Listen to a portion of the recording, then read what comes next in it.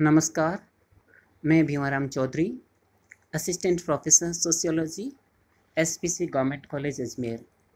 SPC government college Ajmer के समाजशास्त्र विभाग के इस यूट्यूब चैनल में आपका स्वागत है। डियर स्टूडेंट्स, इससे पहले जो वीडियो शेयर किया गया था उसमें हमने सामाजिक मानव शास्त्र की सामान्य जानकारी से आपको अवगत कराया था। हमने ये पढ़ा था कि सामाजिक मानव शास्त्र क्या है, सामाजिक मानव शास्त्रियों ने सामाजिक मानव शास्त्र की क्या परिभाषा दी है, इसकी प्रकृति क्या है, इसका क्षेत्र क्या है। थोड़ा सा ब्रीफ में उसको मैं आपके सामने एक बार रिपीट कर देता हूँ। देखिए प्रिय छात्रों, समाजशास्त्र एक व्यापक विषय है जिसमें समाज की विभिन्न पहलुओं से संबंधित चीज़ों का वैज्ञानिक अध्ययन किया जाता है।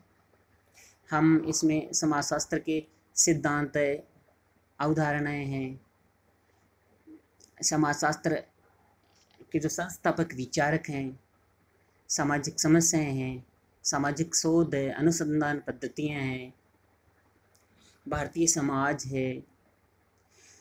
इसके साथ ही जो हमारे समाज के अलग अलग स्वरूप है उनमें से एक महत्वपूर्ण स्वरूप है आदिम समाज, जनजातीय समाज। उनका मुख्य रूप से यूजी लेवल पर अध्ययन करते हैं। उनमें एक सामाजिक मानव शास्त्र है। सामाजिक मानव शास्त्र समाजशास्त्र और मानव शास्त्र को जोड़ने वाला विषय है। मानव शास्त्र मानव और संस्कृति का समग्र वैज्ञानिक अध्ययन करने वाला विषय है। उसी की एक उपशाखा इसको हम मान सकते हैं, सामाजिक मानव शास्त्र को। यह समाजशास्त्रीय दृष्टिकोण से आदिम समाज का अध्ययन करता है। आदिम समाज जो सभ्य समाज के संपर्क में नहीं आया है, अपनी विशिष्ट संस्कृति को बनाए रखा है, दूर दराज, दुर्गम, पहाड़ी, जंगली इलाकों में जो रहते हैं, जिनकी संस्कृति अलग है, उनको हम आदिवासी कहते हैं, उनको जनजातीय समाज भी कहते हैं हम। वह समाज का प्रारंभिक और आदिम स्वरूप है, इसीलिए उनको आदिवासी कहा जाता है। उसी से ही समाज का धीरे धीरे उद्विकास हुआ और हम आधुनिक समाज के स्तर पर पहुंच पाए हैं। समाज को बेहतर ढंग से समझने के लिए आदिम समाज को वैज्ञानिक ढंग से समझना है और सामाजिक मानव शास्त्र यही काम करता है। सामाजिक मानव शास्त्र बेसिकली सामाजिक मानव शास्त्रियों की जो परिभाषाएं हैं उनमें भी हमने देखा है कि सामाजिक मानव शास्त्र वह सामाजिक विज्ञान है जो आदिम समाज का वैज्ञानिक अध्ययन करता है और उनकी संस्कृति, उनकी समग्र जीवन शैली, उनकी राजनीतिक व्यवस्था, आर्थिक व्यवस्था, धार्मिक व्यवस्था, सामाजिक व्यवस्था, उन सब से हमें परिचित करवाता है। और इस ज्ञान के आधार पर हम समाज को बेहतर ढंग से समझ पाते हैं। भारत में और हमारे राज्य राजस्थान में अलग अलग प्रकार की जनजातियाँ निवास करती है। उनकी अपनी विशिष्ट संस्कृति है, उनका अपना एक अलग समाज है, एक जीवन शैली है। सामाजिक मानव शास्त्र में हम उन सब के बारे में पढ़ते हैं। जहाँ तक बात इसकी संस्कृति, इसकी प्रकृति और क्षेत्र की है, तो इसका जो केंद्रीय विषय है वह आदिम समाज है और ये वैज्ञानिक पद्धति से आदिम समाज का अध्ययन करता है, इसलिए इसको एक सामाजिक विज्ञान माना गया है। दूसरे बहुत सारे जो सामाजिक विज्ञान है, मानव शास्त्र है, प्रजाति शास्त्र है, पुरातत्व शास्त्र है, समाजशास्त्र है, मनोविज्ञान है, इतिहास है, उनके साथ सामाजिक मानव शास्त्र एक घनिष्ठ संबंध रखता है। लेकिन फिर भी विषय वस्तु और अध्ययन पद्धति को लेकर इनमें अंतर होता है। इवांस प्रिचार्ड ने सोशल एंथ्रोपोलॉजी में इसको प्रकृति को बहुत स्पष्ट रूप से 4 बिंदुओं के माध्यम से समझाया था कि ये आदिम समाज का अध्ययन है, ये उनकी संस्थागत सामाजिक व्यवहार, सामाजिक संस्थाओं का सामाजिक संबंधों, संस्थाओं का विज्ञान है, यह वास्तविक सामाजिक तथ्यों का अध्ययन है, इसका क्षेत्र व्यापक है तथा ये समाज का, आदिम समाज का अध्ययन करता है, नहीं कि संस्कृति का। तो ये 4 बिंदुओं के आधार पर उन्होंने समाजशास्त्र की प्रकृति और विषय क्षेत्र को स्पष्ट करने की कोशिश की थी। इससे पहले की वीडियो में हमने ये पढ़ा था। आगे जो आज हम चर्चा करने जा रहे हैं वो हम ये चर्चा करेंगे कि आखिर सामाजिक मानव शास्त्र में आदिम समाज का ही अध्ययन क्यों किया जाता है। डियर स्टूडेंट्स, इसके लिए हमें सबसे पहले ये समझना है कि आदिम समाज क्या है। आदिम समाज जो है वह मुख्य रूप से सरल और छोटे समाज होते हैं जो सामाजिक उद्विकास के पैमाने पर अभी प्रारंभिक स्वरूप में ही हैं। वो विकसित नहीं हो पाए हैं, सभ्य समाज के संपर्क में नहीं आए हैं और शिक्षित नहीं हैं और बुनियादी सुविधाओं की कमी से जूझते हैं। उनका जो क्षेत्र है वो दुर्गम, पहाड़ी और जंगल का क्षेत्र होता है। अगर एक सरल परिभाषा के रूप में अगर इनको समझना चाहिए आदिम समाज को, तो हम कह सकते हैं कि जनसंख्या, क्षेत्र और सामाजिक संपर्क की दृष्टि से छोटे, निर्वाह अर्थव्यवस्था और सरल श्रम विभाजन व सरल प्रौद्योगिकी आधारित जो समरूप और निरक्षर समाज है वही आदिम समाज है।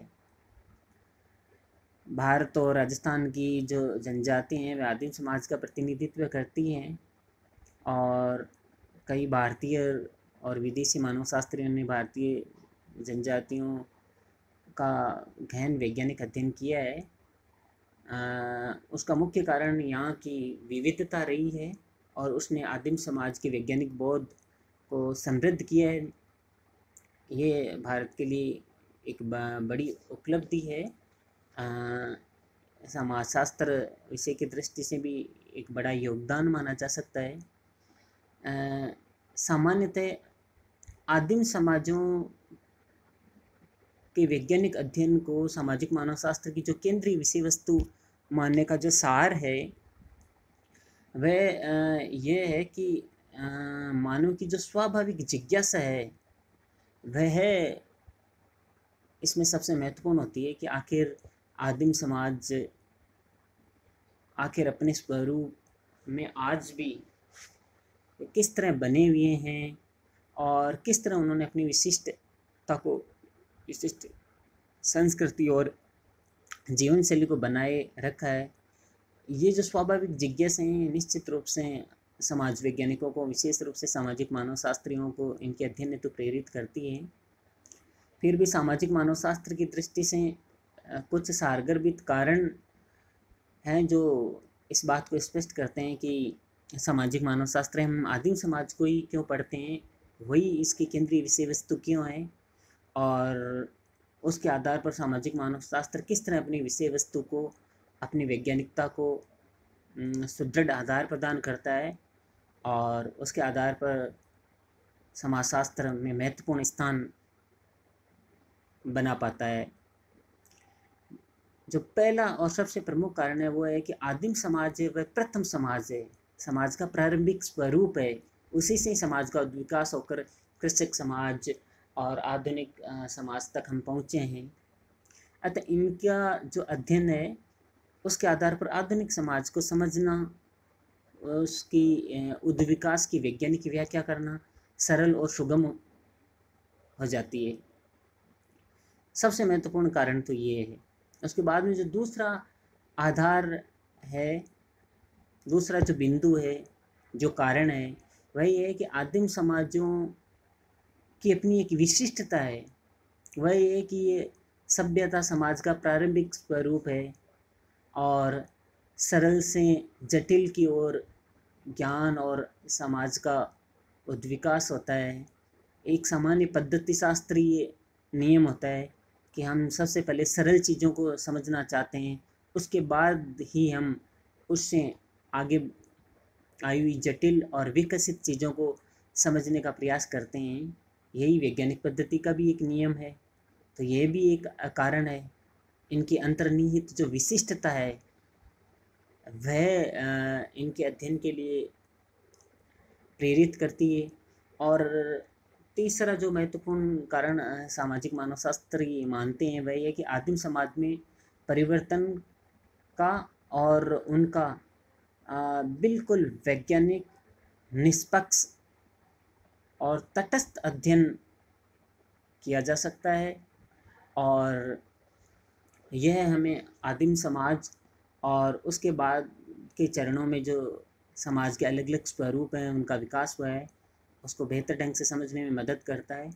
इस कारण सामाजिक मानव शास्त्र की जो केंद्रीय विषय वस्तु है, सामाजिक मानव शास्त्र का अध्ययन क्षेत्र का जो मुख्य बिंदु है वह आदिम समाज होता है। और इस प्रकार हम ये कह सकते हैं कि आदिम समाज है वह सामाजिक मानव शास्त्र का मूलभूत विषय है।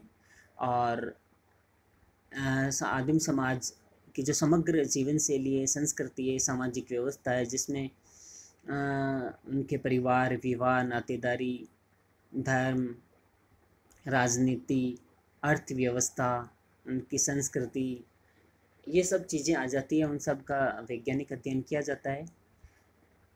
तो इस प्रकार स्पष्ट है कि हम समझ सकते हैं कि सामाजिक मानव शास्त्र एक सामाजिक विज्ञान है और एक समाजशास्त्र की एक शाखा के रूप में आदिम समाज इसकी केंद्रीय विषय वस्तु है और उसको केंद्र में रखी ही सामाजिक विज्ञान में ये अपना योगदान देता है, जिससे समाज की जो वैज्ञानिक समझ है वह बढ़ती है और समाज को और बेहतर बनाने में, उन्नत बनाने में यह अहम भूमिका निभाता है। तो डियर स्टूडेंट, ये मुख्य सार है जो मैंने आपके सामने प्रस्तुत किया है कि आखिर सामाजिक मानव शास्त्र की जो विषय वस्तु है उसमें मुख्यतः आदिम समाज का ही अध्ययन क्यों किया जाता है। ये एक छोटा सा सार रूप वीडियो मैंने आपके लिए तैयार किया है इस चीज़ को समझाने के लिए। धीरे धीरे सामाजिक मानव शास्त्र के जो अलग अलग टॉपिक है उनको बहुत ही सरल रूप में, सारगर्भित रूप में आपके सामने वीडियो लेक्चर्स के माध्यम से, पीपीटीज़ के माध्यम से और ई कंटेंट के जो दूसरे स्वरूप है, पीडीएफ फॉर्मेट में सब्जेक्ट कंटेंट हैं, नोट्स हैं, उस रूप में आपके सामने समय समय पर प्रस्तुत किया जाएगा।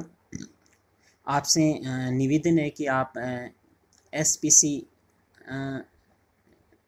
जीसीएस सोशियोलॉजी के यूट्यूब चैनल पर निरंतर जुड़े रहें और जो भी वीडियो अपलोड होते हैं उनको देखते रहें। आपकी जो जिज्ञासाएं हैं, प्रश्न हैं, वो आप हमसे पूछ सकते हैं, हमारे सामने रख सकते हैं, उनका यथासंभव समाधान किया जाएगा। और हाल ही में राज्य सरकार ने माननीय मुख्यमंत्री श्री अशोक गहलोत जी की अध्यक्षता में कोरोना महामारी के बढ़ते हुए संक्रमण के मद्देनज़र ये निर्णय लिया है कि इस वर्ष जो यूजी और पीजी की जो परीक्षाएं हैं उनको अभी नहीं करवाने का निर्णय लिया है। जल्दी इसमें विश्वविद्यालय अनुदान आयोग यूजीसी की गाइडलाइंस आने है। उन्हीं गाइडलाइंस के आधार पर आपको प्रमोट किया जाएगा और आपके अंकों का निर्धारण किया जाएगा।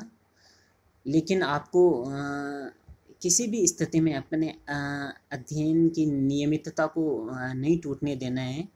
आपको बिल्कुल नियमित रूप से अध्ययन करना है, अच्छी पुस्तकों से अध्ययन करना है। पुस्तकों के बारे में आपको जल्दी एक वीडियो बनाकर शेयर किया जाएगा, किस क्लास के लिए कौन सी पुस्तकें आप पढ़ सकते हैं। हमें अनावश्यक रूप से ज़्यादा पुस्तकों में उलझने की ज़रूरत नहीं है। आपका जो पेपर है उसके लिए एक अच्छी मानक पुस्तक लाइए, उसको पढ़िए, समझिए, ये वीडियो देखिए और अपने नोट्स बनाइए। और इस तरह कॉन्सेप्ट क्लियर करके आपको पढ़ना है कि आगे कम्पिटिटिव जो एग्ज़ाम्स हैं उनमें किसी भी तरह की आपको कोई परेशानी नहीं हो और आप उनमें बेहतर प्रदर्शन कर सकें। बस आपको नियमित रूप से कठिन परिश्रम करना है, अनुशासन में रहना है और निरंतर अपने टीचर से जुड़े रहना है, इस यूट्यूब चैनल से जुड़े रहना है। आपकी जो प्रश्न है, जिज्ञासा हैं, वो आप हमारे साथ शेयर कीजिए, उनका समाधान किया जाएगा। किसी भी स्थिति में हमें अपने करियर में इस तरह का एकेडमिक लॉस नहीं होने देना है, बिल्कुल और बेहतर तैयारी करनी है। नए इनोवेटिव लर्निंग और टीचिंग प्लेटफॉर्म्स के माध्यम से हमें नई चीज़ें सीखनी है। नई चीज़ें सीखने के लिए हमेशा तैयार रहना चाहिए। अगर जीवन में प्रगति करनी है, आगे बढ़ना है, तो देश काल परिस्थिति के अनुसार नई चीज़ अपनाने के लिए सहर्ष तैयार रहना चाहिए। और नवाचार है वो प्रगति का सूचक होता है और जीवन में वही प्रगति कर पाते हैं जिन्होंने अपने अलग रास्ते चुने हैं और बहुत ईमानदारी से कठिन परिश्रम किया है और परमपिता परमेश्वर पर भरोसा रखा है और अपने गुरुजनों और अपने मार्गदर्शकों और माता पिता का जो मार्गदर्शन है उसका अनुसरण किया है और उसके अनुसार अपनी पढ़ाई की है, अपने समय का सदुपयोग किया है, संसाधनों का अधिकतम सदुपयोग किया है। अगर आप ऐसा कर पाते हैं तो निश्चित रूप से आपका भविष्य उज्जवल है और आप है जो जीवन में उपलब्धि की नई ऊंचाइयों को छुएंगे, ऐसी हमारी अपेक्षा है आपसे। आप निरंतर इससे जुड़े रहें, ये वीडियोस देखते रहें। इसी के साथ आज का ये वीडियो यहीं पर समाप्त करते हैं। नई वीडियो के साथ जल्दी आपके साथ फिर जुड़ेंगे। धन्यवाद।